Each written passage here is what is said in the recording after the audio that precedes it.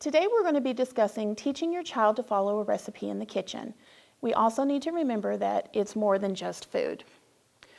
When we're following a recipe, it helps to reinforce basic life and academic skills.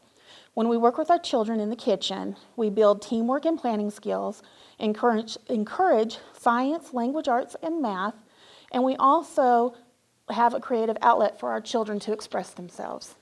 For the academic aspects, when we look at science, it helps to remember that we're using accurate measurements, using cups, teaspoons, and tablespoons.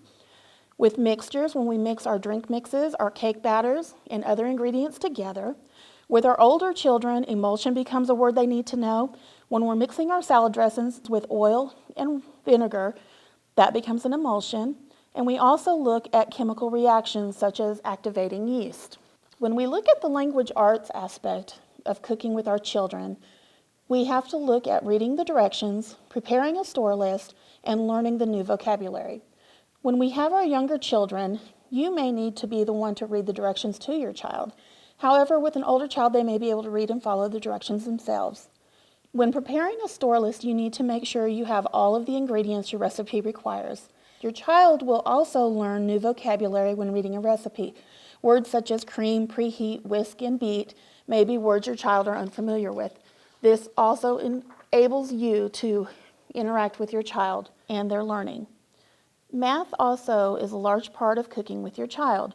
When we're measuring, again using tablespoons, cups, we have to make sure those measurements are accurate. Multiplying and dividing also come into play when we cook with our child. We may be doubling a recipe or cutting the recipe. So this helps your child realize that if it calls for 1 cup of flour, if we're doubling the recipe, we may need to use 2. If we're cutting the recipe by half, we would use a half a cup instead of a whole.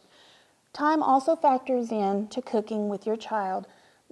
First of all, you need to make sure there's enough time to complete your recipe, there's enough time to actually cook the recipe, and then also to make sure your child has an accurate sense of time when they're using the oven or the stove for baking. Money comes into play when you're cooking, especially when you're going to the grocery store, when you're store list, making sure you have the accurate supplies, but also that you have enough money to pay for those supplies. Like I said before, life skills are built when you're cooking with your child. You're working together, either you and your child, or even if your child's working with a sibling. It helps your child to build self-confidence, develops independence, and also making better choices. Just a couple of tips when you're cooking with your child as a wrap-up. Please remember to always read the whole recipe first. If it requires it, preheat your oven.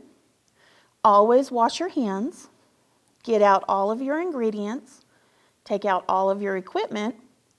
Follow the instructions precisely.